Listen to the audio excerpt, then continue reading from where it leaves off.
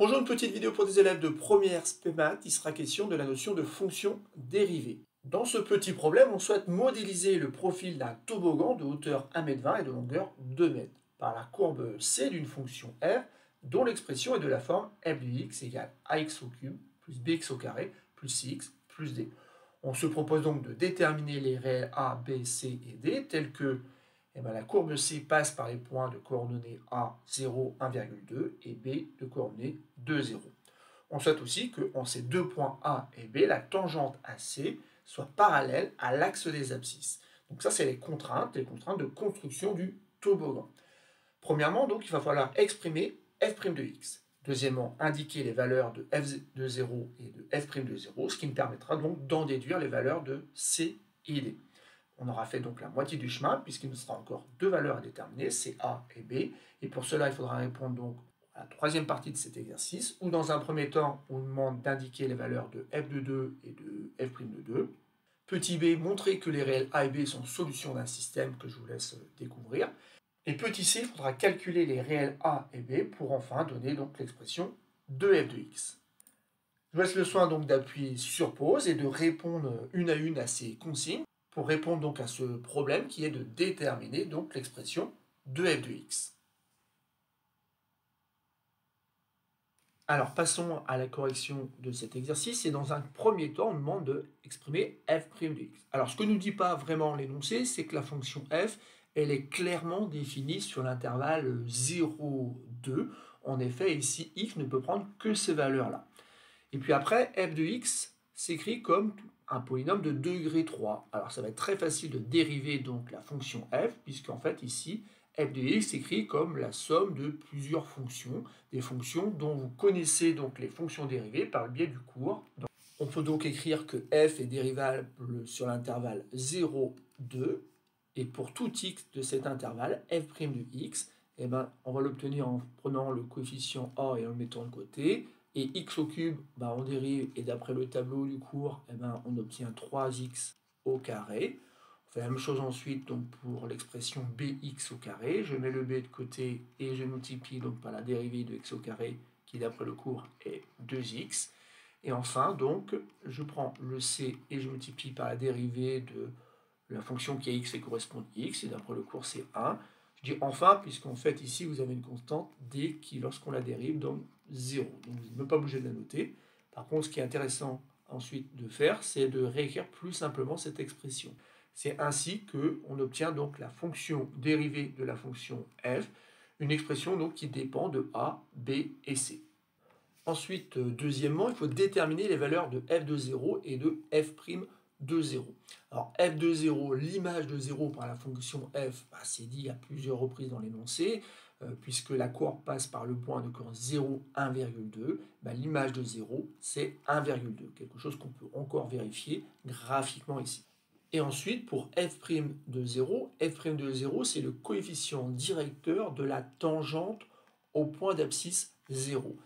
Au point d'abscisse 0, c'est-à-dire au point A, la tangente est parallèle à l'axe des abscisses. Et donc on a une tangente qui a pour coefficient directeur 0. Ça veut dire que f' de 0 égale 0. Et maintenant, connaissant donc ces deux résultats, on doit en déduire les valeurs de C et D. En effet, lorsqu'on regarde ce que donne f de 0 en remplaçant x par 0 dans cette expression, on constate que l'image de 0 par cette fonction f, c'est la valeur de D. Or, on vient de dire que f de 0 est égal à 1,2. J'en déduis donc que D est égal à 1,2. Et de la même façon, puisque premièrement on nous a demandé d'exprimer f' de x, je constate que f' de 0 est égal à 3 fois 0 au carré, plus 2 fois b fois 0, plus c.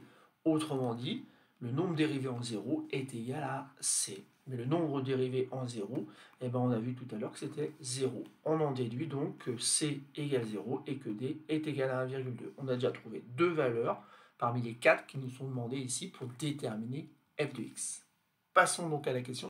Et dans cette consigne, il faut indiquer les valeurs de f de 2 et de f' de 2. Là encore, c'est très simple. D'après l'énoncé, la courbe C passe par le point de coordonnées 2, 0. C'est que l'image de 2 est égale à 0. Quelque chose qu'on vérifie bien sûr sur la représentation graphique ici. Et ensuite, on nous dit que là encore, donc la tangente en B, est parallèle à l'axe des abscisses. D'ailleurs, elle est un peu plus que parallèle avec les abscisses, elle est carrément confondue avec l'axe des abscisses. Mais ce qui nous intéresse, c'est le coefficient directeur de cette droite, de cette tangente, et là encore, le coefficient directeur, bien sûr, est 0. On continue cet exercice, on va voir pourquoi ces deux résultats nous permettent d'avancer dans la découverte de l'expression de f de x. Petit b, montrer que les réels a et b sont solutions d'un système. Bon, ce système nous paraît un peu bizarre, mais on va essayer de voir un petit peu pourquoi en effet c'est comme ça et c'est pas autrement. Et quand on est un peu perdu dans un exercice de mathématiques, on pense à relire la consigne d'avant, car souvent il y a un lien entre les questions. Et ici, on vient nous faire démontrer que f de 2 est égal à 0, que f' de 2 est égal à 0. Donc, pour répondre à la consigne petit b, forcément, il faut utiliser ces deux derniers résultats. Donc, vu qu'on avait f de 2 égale 0, on va pouvoir remplacer x dans l'expression de f de x. Assez vite, donc on a a multiplié par 2 au cube, plus b multiplié par 2 au carré, plus c fois 2, plus d égale 0. Donc 2 au cube, ça fait 8, donc j'ai bien 8a. 2 au carré, ça fait 4, donc j'ai bien 4b. Et puis après, j'ai c fois 2. Alors, je vais rappeler ici, c, on vient de trouver que c'est 0. Donc 0 fois 2. Et après, j'ai d. D, on a trouvé que c'était 1,2. Et quand on regarde bien, on a bien en effet l'une des deux égalités qui nous est demandé ici de trouver. On a bien 8a plus 4b plus 1,2 égale 0. Mais on a aussi une égalité qui s'écrit 12a plus 4b égale 0. Alors comment trouver cette égalité? Peut-être tout simplement en disant le fait qu'on nous a demandé de déterminer f' de 2. Or, dans le début de l'exercice, on nous a fait déterminer f' de x. Donc on va pouvoir remplacer x par 2 dans cette expression. Et assez vite, donc on a 3a multiplié par 2 au carré, plus 2b fois 2, plus c égale 0. Donc 2 au carré, ça fait 4, fois 3, ça fait 12. J'obtiens donc 12a. Plus ici 2b fois 2, ça fait 4b. Et puisque c, on a vu que c'était 0, ça fait plus 0 égale 0. Et autrement dit, j'ai bien cette deuxième égalité. Donc on en déduit que a et b vérifient ces deux égalités en même temps. D'où le système de deux équations à deux inconnus. Un système qui s'écrit 8a plus 4b plus 1,2 égale 0 et en même temps 12a plus 4b égale 0. Et dans la suite de l'exercice, dans la fin de l'exercice, il va falloir résoudre ce système, c'est-à-dire retrouver les valeurs de a et b qui vérifient donc ces deux égalités en même temps. Et vous avez vu en classe de seconde que pour résoudre un système de deux équations à deux inconnus, comme celui-là, il y a plusieurs méthodes. Mais chacune des méthodes consiste finalement à faire disparaître une inconnue dans une équation. Et ici, quand on observe bien, il n'est pas très compliqué d'exprimer donc une inconnue en fonction de l'autre. Et en plus, comme on a 4b qui intervient à chaque fois dans ces deux égalités, moi j'ai envie d'écrire à l'aide de la deuxième égalité le fait que 4b est égal à moins 12a. Alors pourquoi faire ça? Tout simplement parce que 4b, je vais pouvoir le remplacer par moins 12a dans la première équation. Et du coup, donc on a 8a, mais 4b, donc je le remplace par moins 12a, plus 1,2, qui doit être égal à 0.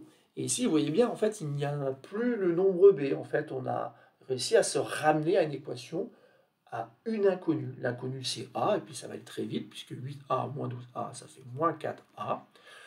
Si je suis habile dans le même temps, le plus 1,2, je le fais disparaître en faisant moins 1,2 des deux côtés. Et donc j'ai moins 4a qui est égal à moins 1,2.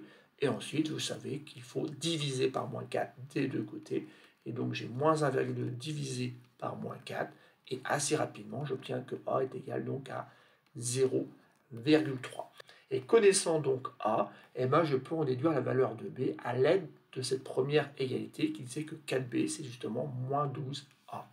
On en déduit donc que 4b est égal à moins 12 multiplié par 0,3. Alors ici, je n'ai pas envie de faire le calcul tout de suite, puisque je me dis que finalement, en divisant par 4 des deux côtés, je vais avoir moins 12 multiplié par 0,3 à diviser par 4, sauf que 12 et 4, ils vont bien ensemble. Donc d'une manière ou d'une autre, je vais avoir moins 3 multiplié par 0,3. Et ainsi, B, apparemment, est égal à moins 0,9. Et ensuite, j'ai vérifié qu'en effet, les deux valeurs que j'ai trouvées vérifient donc les deux égalités. On vérifie donc que 8 multiplié par 0,3 plus 4 fois moins 0,9 plus 1,2 donne bien 0. Bon, ici on a 2,4, là on a moins 3,6 et on a 1,2. 2,4 et 1,2, 3,6, moins 3,6, 0.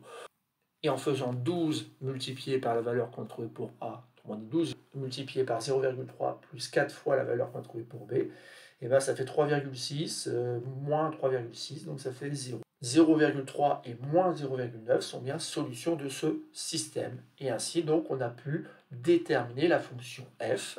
On en conclut, pour tout x de l'intervalle 0,2, que f de x est égal donc à A. A, on a trouvé quoi? 0,3 multiplié par x au cube, plus b. Alors b, ben justement, c'est moins 0,9, donc ça fait moins 0,9 x au carré. Et enfin, plus cx, mais c vaut 0, donc on ne crée rien, et plus d, et d vaut 1,2. Voilà donc l'expression de la fonction f qui permet de modéliser donc le profil de ce toboggan.